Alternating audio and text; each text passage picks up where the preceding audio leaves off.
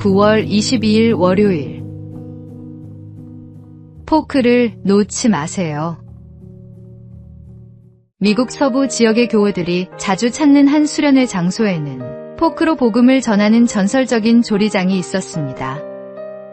40년 동안 시설을 찾는 성도들에게 맛있는 요리를 만들어주던 조리장은 무엇보다 디저트에 가장 공을 들였습니다.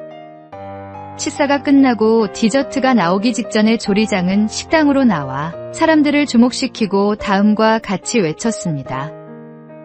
여러분, 아직 포크를 내려놓지 마세요. 가장 맛있는 요리인 디저트가 아직 나오지 않았습니다. 우리에게 가장 큰 기쁨과 행복이 될 천국이 아직 오지 않은 것과 같이요. 세상을 살아가며 크고 작은 고난이 있을지라도 결국 마지막은 행복이 가득한 천국이 우리의 본향이라는 사실을 조리장은 요리를 통해 사람들에게 전하고 싶었습니다. 이 조리장의 이름은 전해지지 않지만 40년 동안 포크를 놓지 말라며 복음을 전한 조리장의 이야기만큼은 지금도 전설처럼 전해지고 있습니다. 조리장의 유언은 손에 포크를 쥔 채로 관에 넣어달라는 것이었습니다. 조리장이 준비한 디저트처럼 자신의 삶도 마침내 기쁨이 가득한 본향으로 떠난 것이라는 사실을 마지막까지 전하고 싶었기 때문입니다. 오늘의 말씀. 내 아버지 집에 거할 곳이 많도다. 그렇지 않으면 너희에게 일렀으리라. 내가 너희를 위하여 거처를 예비하러 가노니. 오늘의 만나. 이 땅의 삶은 천국을 향한 여정입니다. 영원한 본향을 바라보며 오늘도 소망 가운데 살아가십시오.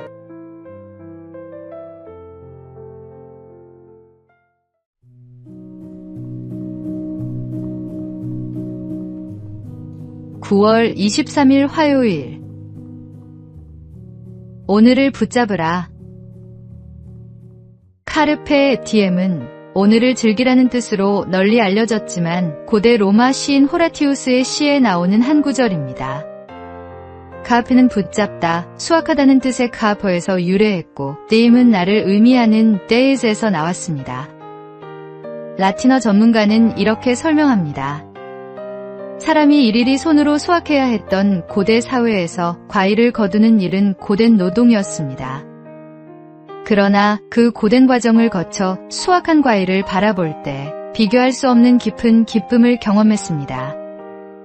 카르페 디엠은 단순히 쾌락을 추구하며 그날을 즐기라는 말이 아닙니다. 오히려 오늘 하루에 충실하라는, 인생을 성실하게 살아내라는 깊은 의미를 담고 있습니다. 성경은 세월을 아끼라고 말씀하십니다. 여기서 아낀다는 말은 단순히 시간을 절약한다는 뜻이 아니라 건져내다, 사들이라는 의미로 무엇인가를 얻기 위해 적극적으로 행동하고 선택하는 것을 의미합니다.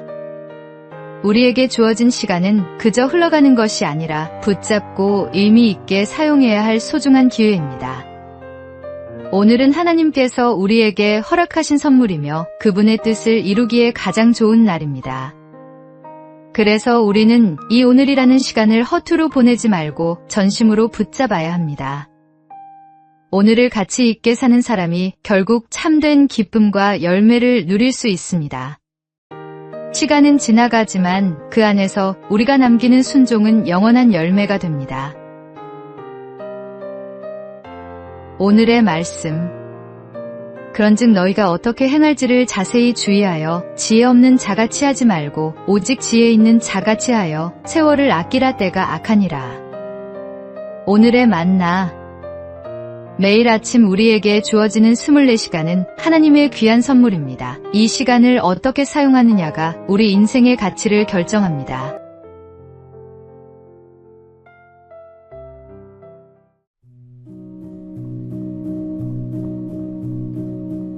(9월 24일) 수요일. 은혜에 익숙해지지 않도록. 미우라 아야코가 쓴 소설 빙점은 지금까지 출판된 일본 소설 중에서 가장 많은 언어로 번역된 책이라고 합니다. 아야코는 폐결핵과 척추질환으로 13년 동안이나 병원에서 요양을 했습니다. 삶에 대한 미련도 꿈도 모두 잃어버린 아야코는 신실한 크리스천인 마에카와쇼의 헌신으로 주님을 만났고 그와의 결혼으로 인생의 희망을 찾을 수 있었습니다. 병약한 아야코의 모든 수발을 들고 소설가라는 꿈을 응원해준 남편의 헌신은 진정한 사랑이 아니고서는 감당할 수 없는 수고였습니다. 그러나 그런 남편의 사랑도 해가 지날수록 당연한 것으로 느껴졌고 때로는 실증이 났습니다.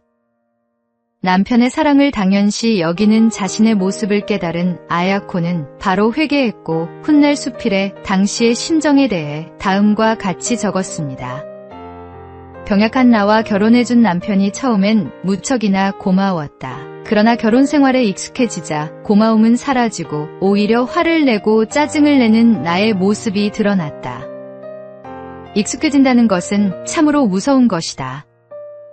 하나님, 저를 구원해 주신 놀라운 은혜에도 익숙해지지 않도록 인도해 주세요. 은혜에 익숙해질 때 죄에 무뎌지고 회개를 잊게 됩니다. 십자가의 놀라운 은혜는 매주 매일 새로운 감격으로 우리 마음에 샘솟아야 합니다. 오늘의 말씀. 그러므로 우리는 긍휼하심을 받고 때를 따라 돕는 은혜를 얻기 위하여 은혜의 보좌 앞에 담대히 나아갈 것이니라. 오늘의 만나. 하나님의 은혜는 매일 새롭습니다. 익숙함에 속아 감사를 잃지 말고 날마다 새로운 마음으로 주님의 사랑을 누리십시오.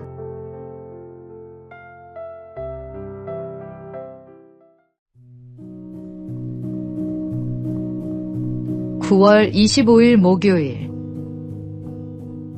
혀의 두 얼굴. 옛날 어떤 왕이 궁중의 광대 둘에게 명령했습니다. 한 광대에게는 세상에서 가장 선한 것을, 다른 광대에게는 가장 악한 것을 찾아오라고 했습니다. 얼마 후 두 광대가 상자를 들고 돌아왔는데 놀랍게도 두 상자 안에는 모두 큼지막한 혀가 들어있었습니다. 혀는 하나님을 찬양하고 복음을 전하며 상처받은 이를 위로하는 가장 거룩한 도구가 될 수 있습니다. 동시에 남을 비방하고 거짓말로 중상모략하며 저주하는 가장 파괴적인 무기가 되기도 합니다. 야고보서는 혀를 작은 불에 비유했습니다. 보라, 얼마나 작은 불이 얼마나 많은 나무를 태우는가.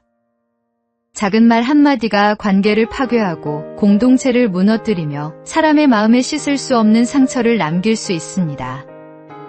철학자 피타고라스는 혀에 의한 상처는 칼에 의한 상처보다 더 무섭다. 칼은 육체에만 손상을 입히지만 혀는 육체와 영혼을 다 상하게 한다고 경고했습니다.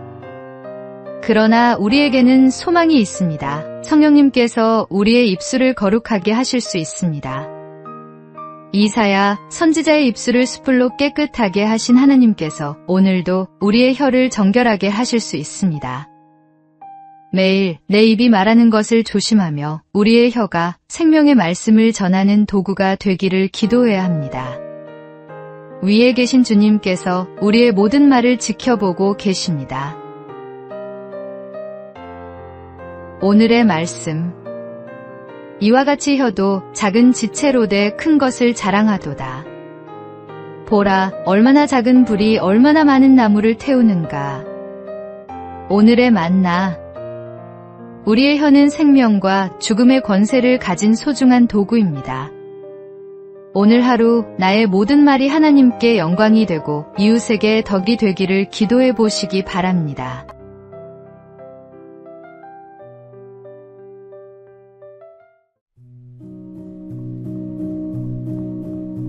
(9월 26일) 금요일. 은혜의 물살을 따라. 필리핀 마닐라에는 팍상한 폭포라는 유명한 관광지가 있습니다. 마닐라에서 남동쪽으로 차를 타고 100km나 가야 하지만 이 폭포 하나를 보기 위해 많은 관광객이 하루 종일 시간을 들여 찾아갑니다. 팍상한 폭포를 보려면 강 하류에서 보트를 타고 올라가야 합니다. 사람의 때가 묻지 않은 원시림을 지나야 팍상한 폭포를 만날 수 있는데 길도 제대로 나 있지 않아 강을 거슬러 올라가야 합니다. 일반인이 노를 저어서는 도저히 나아갈 수 없기 때문에 보트 하나당 숙련된 사공 2명이 올라타 노를 젓습니다. 사람 1명을 옮기기 위해 2명의 사공이 필요한 것입니다. 목적지에 도착하기 위해 사공은 땀을 뻘뻘 흘리며 한시도 쉬지 않고 노를 젓습니다. 관광객들의 말을 들어보면 가만히 앉아서 보기가 미안할 정도라고 합니다. 그러나 폭포를 감상하고 다시 마을로 내려갈 때는 거의 노를 젓지 않아도 된다고 합니다. 물살을 그대로 따라 내려가기 때문에 노를 젓지 않아도 올라갈 때 걸리는 시간보다 훨씬 더 빨리 도착하기 때문입니다. 신앙생활이 힘들게 느껴진다면 혹시 은혜의 물살을 거슬러 살고 있지 않은지 돌이켜 보십시오.